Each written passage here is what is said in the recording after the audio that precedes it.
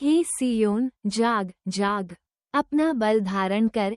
हे पवित्र नगर यरूशलेम, अपने शोभायमान वस्त्र पहन ले, क्योंकि तेरे बीच खतनारहित और अशुद्ध लोग फिर कभी प्रवेश न करने पाएंगे।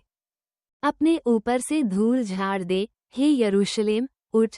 हे सियोन की बंदी बेटी, अपने गले के बंधन को खोल दे। क्योंकि यहोवा यूं कहता है, तुम जो सेंतमेत बिक गए थे, इसलिए अब बिना रूपा दिए छुड़ाए भी जाओगे।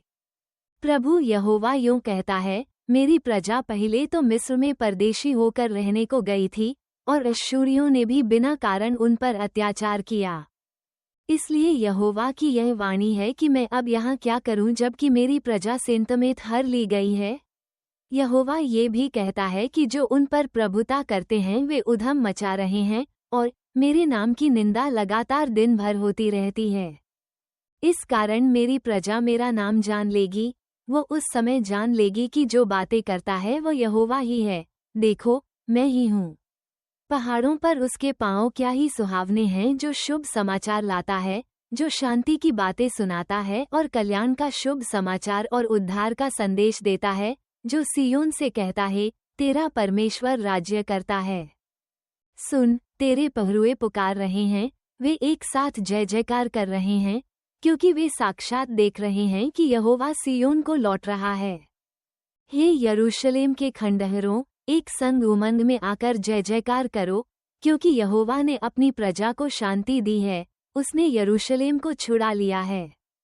यहोवा ने सारी जातियों के सामने अपनी पवित्र भुजा प्रकट की है, और पृथ्वी के दूर दूर देशों के सब लोग हमारे परमेश्वर का किया हुआ उद्धार निश्चय देख लेंगे।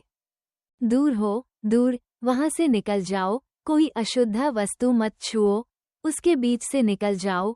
हे यहोवा के पात्रों के धोने वालों, अपने को शुद्ध करो, क्योंकि तुमको उतावली से निकलना नहीं और न भागते हुए चलना पड़ेगा, क्योंकि यहोवा तुम्हारे आगे आगे अगुवाई करता हुआ चलेगा, और इस्राएल का परमेश्वर तुम्हारे पीछे भी रक्षा करता चलेगा। देखो, मेरा दास बुद्धि से काम करेगा, वो ऊंचा, महान और अति महान हो जाएगा। जैसे बहुत से लोग उसे देखकर चकित हुए, क्योंकि उसका रूप यहाँ तक बिगड़ा हुआ था कि मनुष्य का सा न जान पड़ता था, और उसकी सुंदरता भी आदमियों की सी न रह गई थी। वैसे ही वो बहुत सी जातियों को पवित्र करेगा, और उसको देखकर राजा शांत रहेंगे, क्योंकि वे ऐसी बात देखेंगे जिसका वर्णन उनके सुनने में भी नहीं आया, और ऐसी बात उनकी समझ में आएगी जो उन्होंने अभी तक सुनी भी न थी।